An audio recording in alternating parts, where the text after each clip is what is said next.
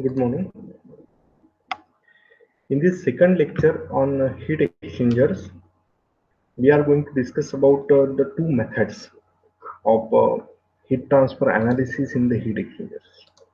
Okay. I hope all of you have seen the first lecture where we have discussed how we can use the concept of overall heat transfer coefficient, that is U.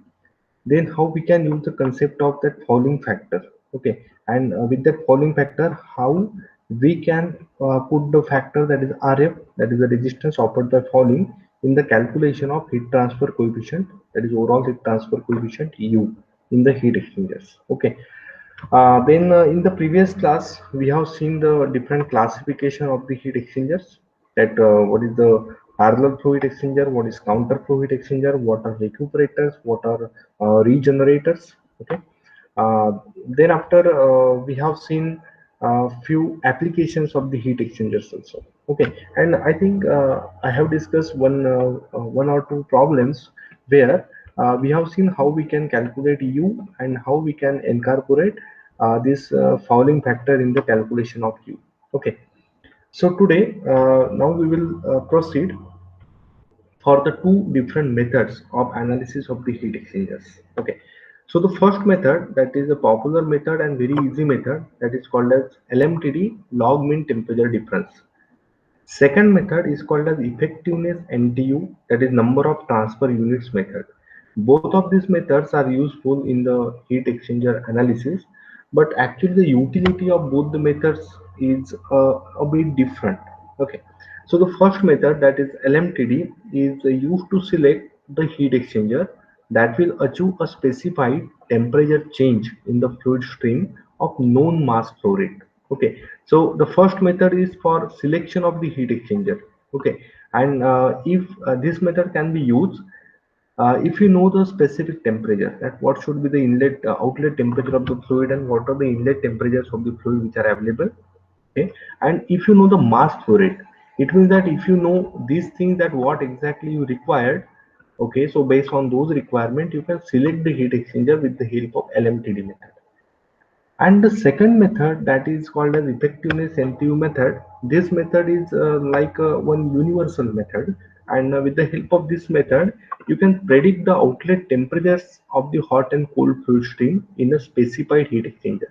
It means that this method LMTD is useful when you know the specified temperature. But if you want to predict the outlet temperatures, okay, then effectiveness NTU method can be very much useful.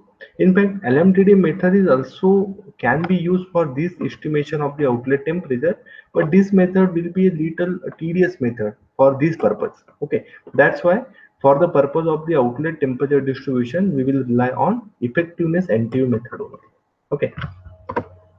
So while before discussing those methods, let us have a little bit analysis of the heat exchanger, steady flow analysis of the heat exchanger, and this is nothing but your energy balance. Before doing that analysis, let us take certain assumption.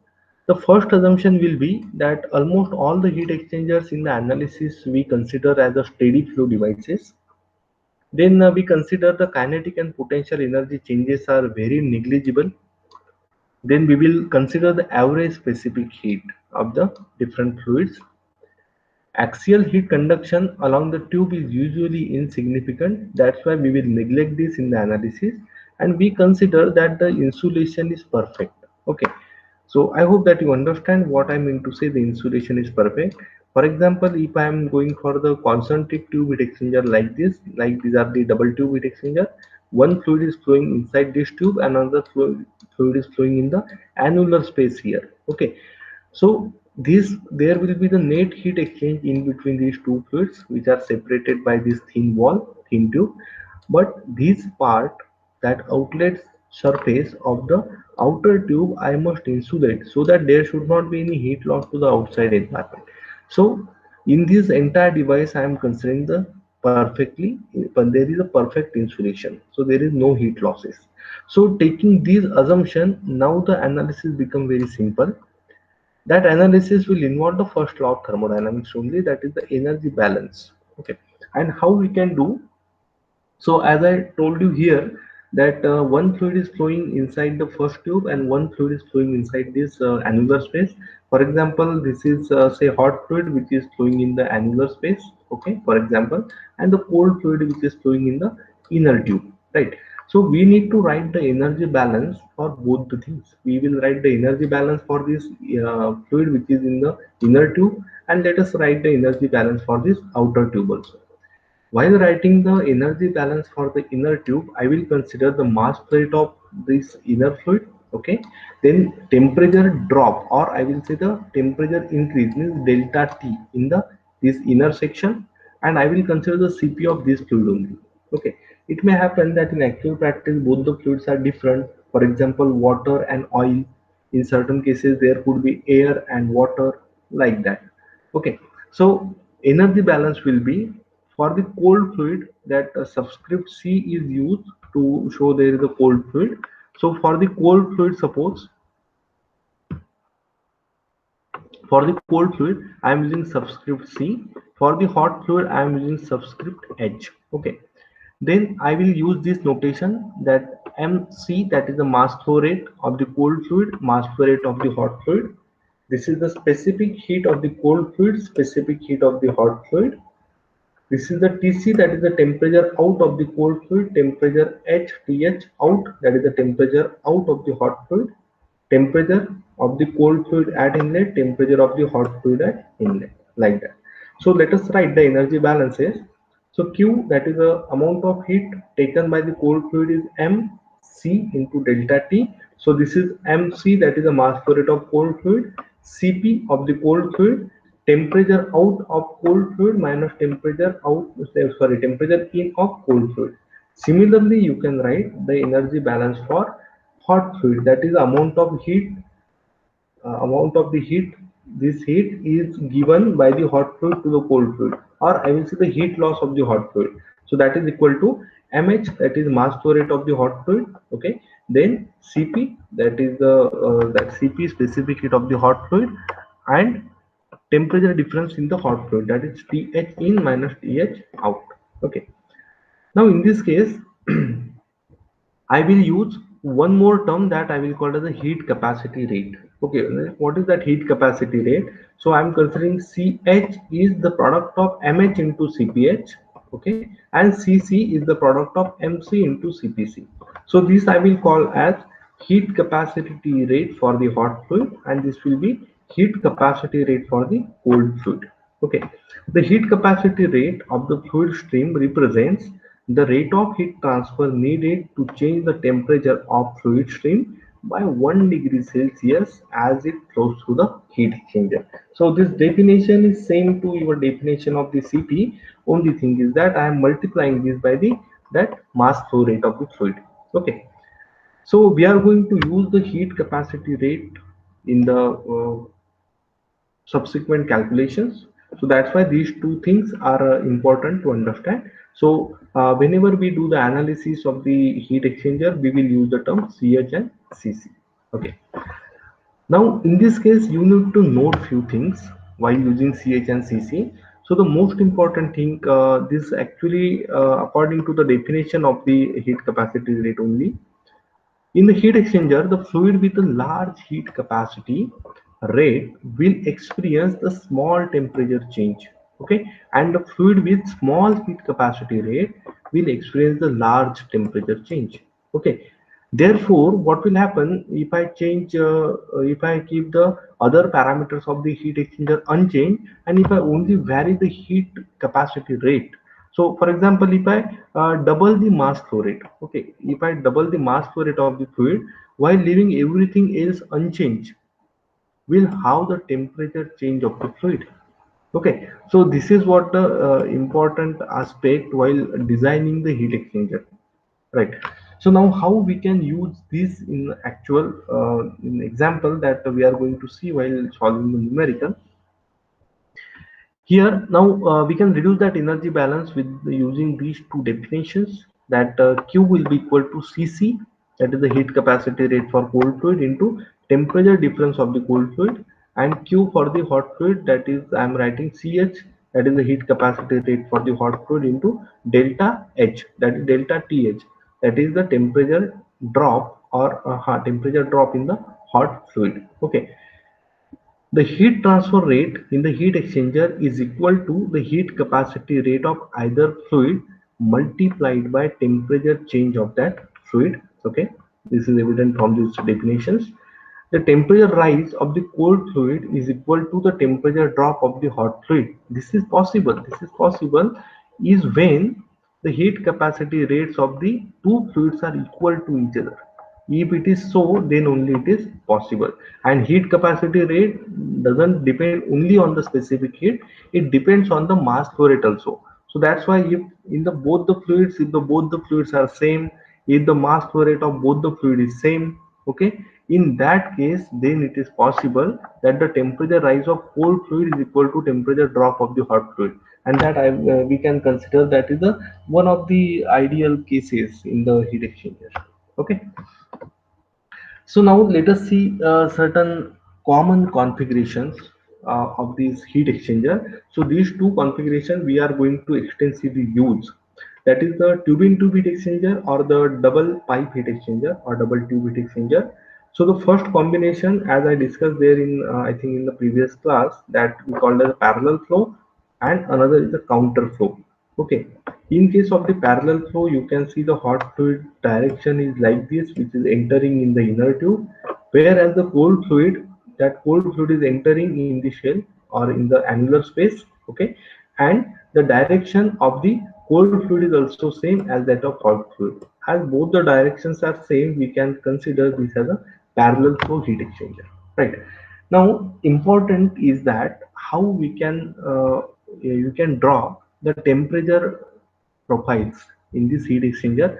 So if I draw on the y-axis, I will put the temperature of the fluids, and on the x-axis, I will take the this entire length of the heat exchanger. Like according to this case, here I can put the inlet of the heat exchanger, okay, and here I can put the outlet of the heat exchanger. So this will be the total length of the heat exchanger. Okay, so if I consider there is a hot fluid, that hot fluid initially at the high temperature, so suppose this is I am marking the hot fluid temperature, and this hot fluid is continuously losing the heat to the cold fluid by the convection heat loss here to the cold fluid. That's why the temperature of hot fluid is reducing. Okay, thus this is the inlet temperature of the hot fluid, and this will be the outlet temperature of the hot fluid. Okay, so here I will note here that this is a THI, that is inlet temperature of the hot fluid, and this is THO, that is the outlet temperature of the hot fluid. Okay, now what is happening with the cold fluid? This cold fluid, as it will be in contact with this tube, this thin wall tube in the heat exchanger, it will take heat from this hot fluid, and this cold fluid is getting heated. But initially the temperature of the cold fluid is less, and when it is passing in the heat exchanger along the lane, it is taking heat from the hot fluid and it is also getting heated.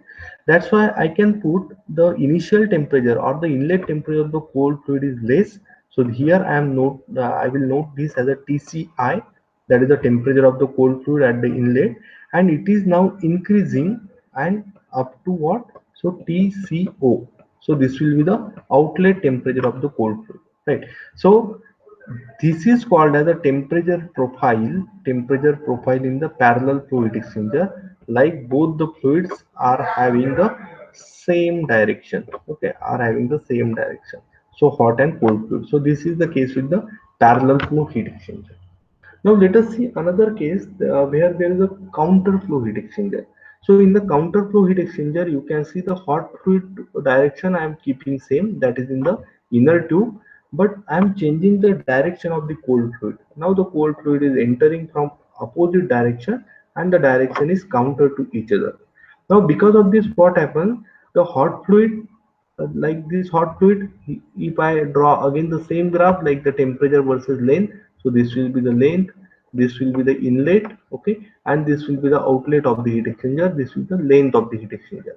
So this I am writing THI, that is the temperature of the hot fluid, which is high, and this I am writing the THO, that is the temperature of the exit temperature of the hot fluid. Okay, so you can see here the hot fluid and the hot fluid temperature is continuously reducing, because hot fluid is giving heat to the cold fluid. Okay, now this profile is a bit same to the previous profile of the hot fluid, but there is a difference in the cold fluid temperature profile. In this case of the parallel flow heat exchanger, the cold fluid was entering from the same direction. That's why I could write TCI here.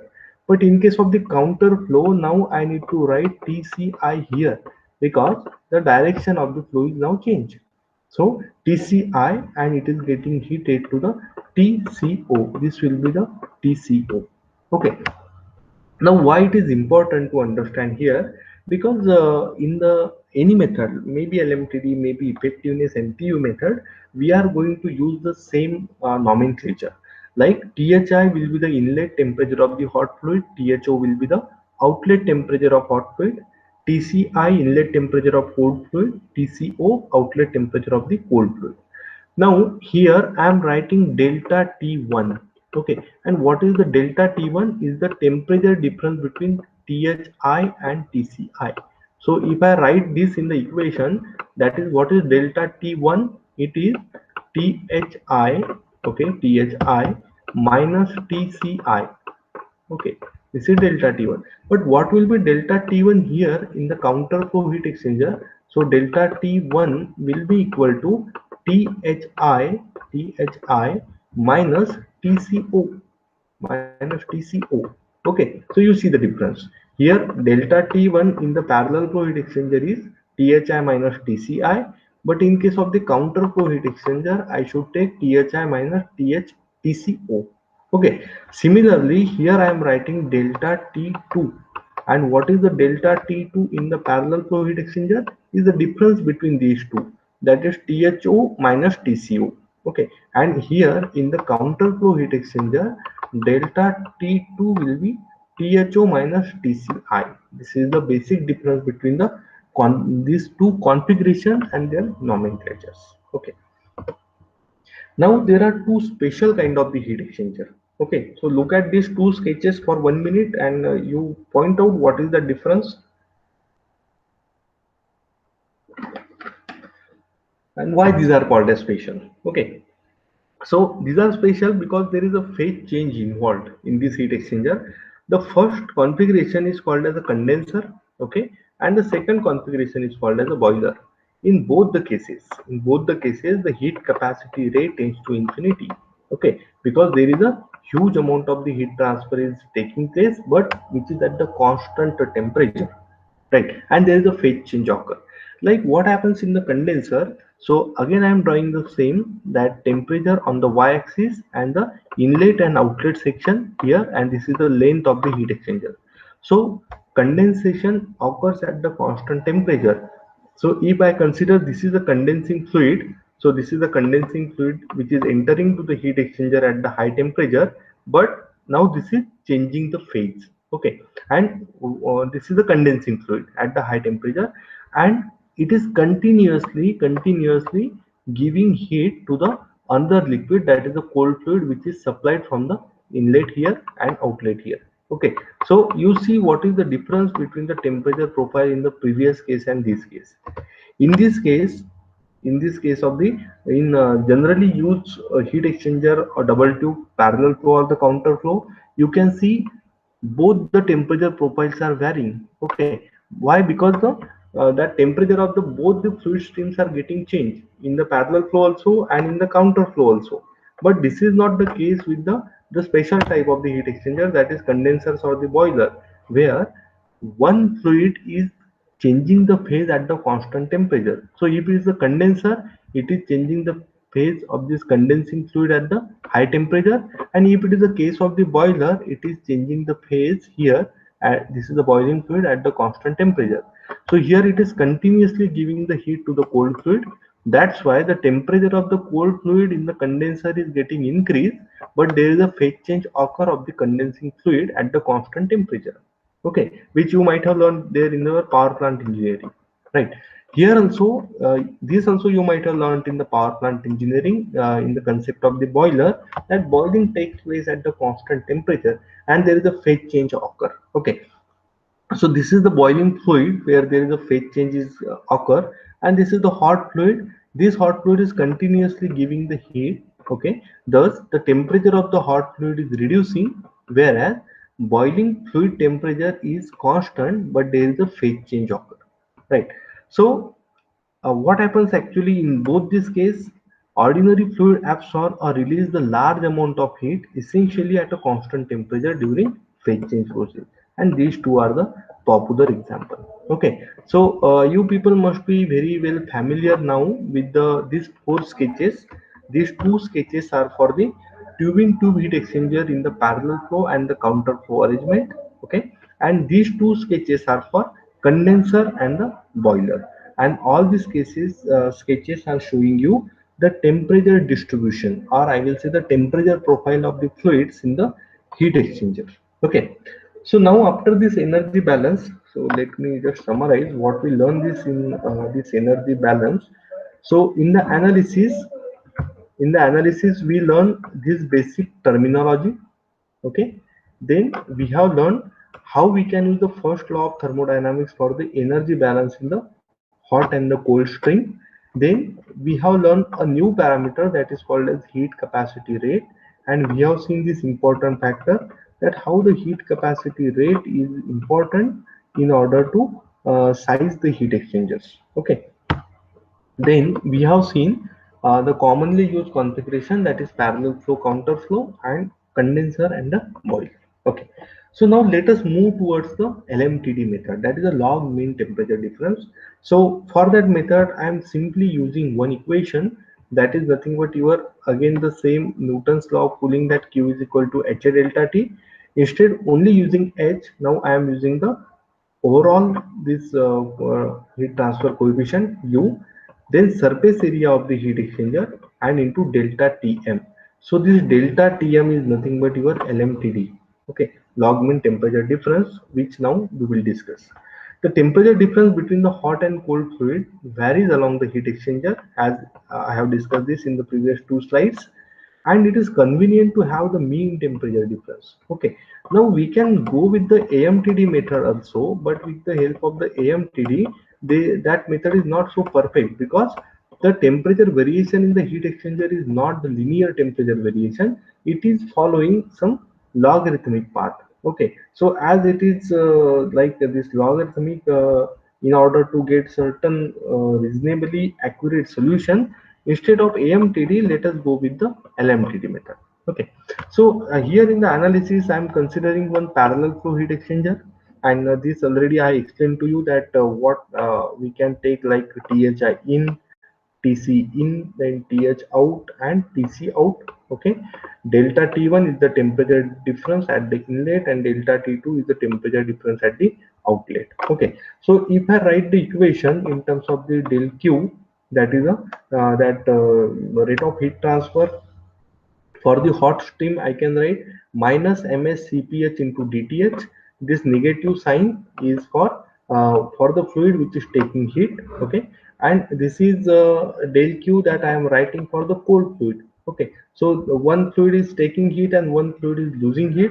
That's why we need to use the different side. Like I am using the minus sign here, and I will use the plus sign here. Okay, mc into cpc into dtc. So just rearrange the equation to get the value of dTh. So this is dTh, and to get the value of dTc, so here I am getting the value of dTc. So now I have these two, dTh and dTc. Here for analysis, why I am using the differential? Because in the analysis I will consider some small differential area, and I need to perform this analysis on the small volumetric area, and after that then I will expand this analysis for the entire length of the heat exchanger. Okay, so after that I am taking the different dTh minus dTc, that is equal to d of Th minus Tc. Okay, and with the help of this I can put in the equation. Okay, for the small elemental volume, I can write del Q is equal to U, that is overall heat transfer, into temperature difference Th minus Tc into dAs. Okay, so simply put this in the equation and rearrange the term. You are getting the equation in some simplified version like this, that natural log Th out minus Tc out by Th in minus Tc in equal to overall heat transfer into surface area into 1 upon ms cps plus 1 upon mc cpc. Okay, for detailed derivation you can refer to any book. Okay, so after solving and rearranging the term and putting this energy balance like q for the cold fluid is mc cpc tc out minus tc in, for hot stream it is ms cps th in minus th out. So I am getting q, this equation same, and the delta t lm, that is the lmtd log mean temperature difference definition comes out to be like this, that delta t lm will be equal to delta t1 minus delta t2 divided by natural log delta t1 by delta t2. The temperature difference between the hot and cold fluids varies along the heat exchanger. Okay, that's why conveniently we can use this as a lmtd, that is a log mean temperature difference. Okay, so in any analysis of the heat exchanger with the help of LMTD, our first thing is to calculate this delta Tn. Okay, now how will you calculate the delta Tn? So just simply you need to memorize this equation, that delta Tn will be del T1 minus del T2. What is del T1? So it depends on the delta T at the inlet. Okay, so if it's the parallel flow, definition will be different. If it is counter flow, definition will be different. Delta T2 is again delta T at the exit. Okay, so it depends on the type of the flow, that is, or the configuration, whether it's the parallel flow or the counter flow. Right. So while solving the problem, the first step will be to identify whether it's the problem of tube-in-tube heat exchanger or not. Okay. If you understood that the problem is of tube-in-tube heat exchanger, go for the second step. In the second step, you need to see, identify the configuration, whether it's a parallel flow heat exchanger or whether it's a counter flow heat exchanger. Right. So like that. According to this configuration, the third step will be to see what is delta T1, okay, and what is delta T2. After that, you calculate what is the LMTD. So according to these all equations, we need to put in the equation of the LMTD. Okay, this thing already I have explained to you, that in case of the parallel flow heat exchanger, delta T1 will be like this. Okay, delta T2 will be like this. In case of the counter flow heat exchanger, delta T1 will be this one and delta T2 will be these two. Okay, this same thing I have already explained to you. So for parallel flow and the counter flow heat exchanger, your equations for the LMTD will be different. Like for the parallel flow heat exchanger, your equation will be like this, which already have derived. Using the definition for the delta T1, delta T2 in the counter flow heat exchanger, you can modify the analysis for counter flow also like this. And this is what you are getting the LMTD for the counter flow heat exchanger, where delta T counter flow, okay, ln will be equal to thi minus tcu. I am simply changing the definitions of the delta t1 delta t2. Okay, so like this you put the values of thi tc. So this equation I am using for parallel flow and this equation I am using for counter flow. Now two are the most important points to note here. Okay, so the first one is, for specified inlet and outlet temperatures, the log mean temperature difference for the counter flow heat exchanger is always greater than for the parallel flow heat exchanger. Okay, so LMTD for counter flow heat exchanger is always greater than the parallel flow heat exchanger. Thus, a small surface area and a smaller heat exchanger is needed to achieve the specified heat transfer rate in counter flow heat exchanger.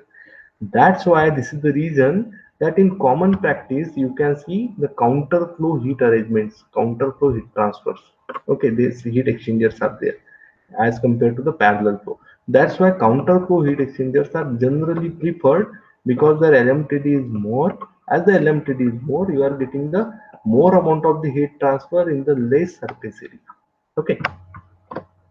So now let us work out for a simple problems using LMTD method. Okay, give 1 minute to read the problem.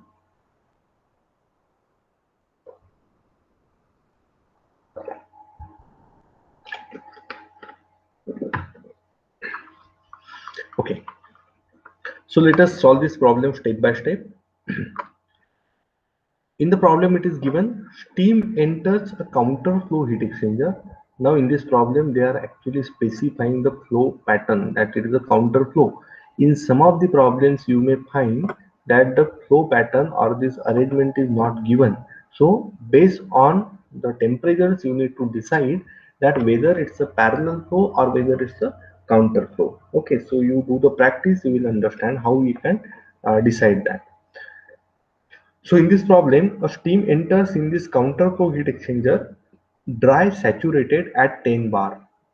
Okay, dry and saturated at 10 bar pressure, and leaves it leaves at 350 degrees Celsius.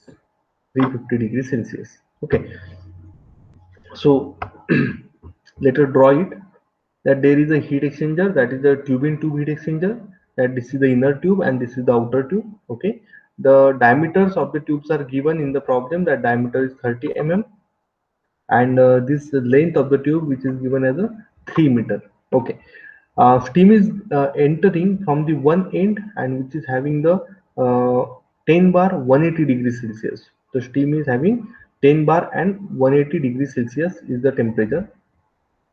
So this is 10 bar and 180 degrees Celsius. Actually, in this problem, they are only putting is the dry saturated steam at 10 bar. That's why you need to first see the steam table. Okay, for steam table, you need to see at 10 bar, what is the that Tsat, that is saturation temperature of the steam. So it comes out to be 180. Okay, so there is a little twist given in the problem, that you need to see the that steam table for inlet temperature of the steam. Okay, so this is the TCI, which is 180 degrees Celsius, which is entering from the inner tube at one end, and the steam outlet temperature given as a 350 degrees Celsius. As is the counter flow, the another fluid will enter from the counter direction like this. Okay, and what is that fluid? Again, mass flow rate of the steam is given. So mass flow rate of the steam is given, that is 720. Okay, so I'm writing this as 720. The hot gas enters the exchanger at 650 degrees Celsius. It means the steam is now the cold fluid. Okay, because there is a more hot fluid in the heat exchanger, that is gas at 650. So this is the entry of the gas which is at 650 degrees Celsius. Okay, so the gas is entering at 650 degrees Celsius. So I'm writing here 650, that is the entry temperature of the gas. Okay, with mass flow rate of 1320. So this is mh, that is 1320 kg per minute. If the tubes are 30 mm in diameter, if the tubes are 30 mm in diameter and 3 meter long, so 30 mm diameter and this is a 3 meter long, determine the number of tubes required, and you need to neglect the resistance offered by metallic tube, and you can use the following data. So data is already given to you. Okay, so this is what that configuration of heat exchanger. Later draw the temperature distribution, that we don't know what is this exact temperature distribution, because it depends on the how the temperature is varying. But yes, in the counter flow heat exchanger we can draw the profile approximately. Okay, so for the hot fluid, the entry temperature is 650. The outlet temperature we don't know. We don't know what is the outlet temperature. Okay, then again for the cold fluid which is entering from the counter direction, so this is 180 degrees Celsius, that is the inlet temperature, and the 350 degrees Celsius is the outlet temperature. The hot fluid is flowing in this direction and the cold fluid is flowing in this direction. The cold fluid is steam here. Okay, and this is the 0 to L, that is the length of the heat exchanger tube is given as a 3 meter. And what we need to find, to determine the number of tubes required, we need to determine how many tubes are required. Okay, for this entire heat exchange process, right? So for that, let us see that how we can solve this problem with the help of the energy balance method, and subsequently how we can use the LMTD concept of LMTD in this problem. So very first, let us go with this heat loss by the steam, that is we are doing the energy balance. So heat loss rate by gas equal to heat gain rate by steam. So simple energy balance in between these two, that is mh into cph into delta th, that is thi minus tho equal to mc into cpc into tco minus tci. So out of which, what is the unknown quantity here? So m, that is the mass flow rate of hot fluid, is known to us, cp is known to us, thi is known to us, this tho that we don't know. Okay, so this is unknown, right?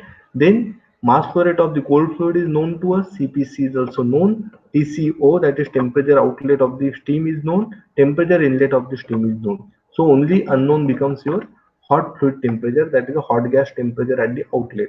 So that can be estimated and it comes out to be 398.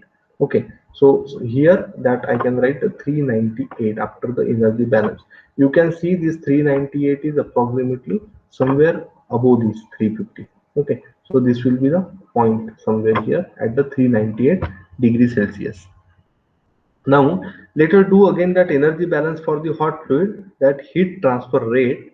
Heat transfer rate is mh, that simply I am writing the that mh into cph into temperature difference, that is thi minus tho. Okay, so what is that mass flow rate now? That mass flow rate will be equal to that 22 which is given in the problem. Cp, hot fluid Cp, that is taken as 1 because it is given 1 kg kilojoule per kg Kelvin, and Thi minus Tho, that Tho we already have estimated now. So this become your rate of heat transfer. Okay, considering hot fluid. Now let us work out for the LMTD, that is log mean temperature difference, where I already told you while calculating LMTD with the help of this equation, very first task we used to find out what is delta T1, what is delta T2. Now as it's a counter flow heat exchanger, again the definitions will change, that this is the delta T1. Delta T1 will be difference in between these two temperatures, okay, and delta T2 will be equal to this, that is the difference between these two temperatures. Okay, so simply take the difference delta T1 and delta T2, put in the equation of LMTD, you are getting the value of LMTD in degrees Celsius. This is the logarithmic mean temperature difference. Now what is the utility of this LMTD now? Because we need to use the equation that Q is equal to overall heat transfer coefficient into surface area of the heat exchanger into delta T. Now in this case, the rate of heat transfer which already we have calculated. Okay, what about this overall heat transfer coefficient, that we don't know right now? Surface area we don't know.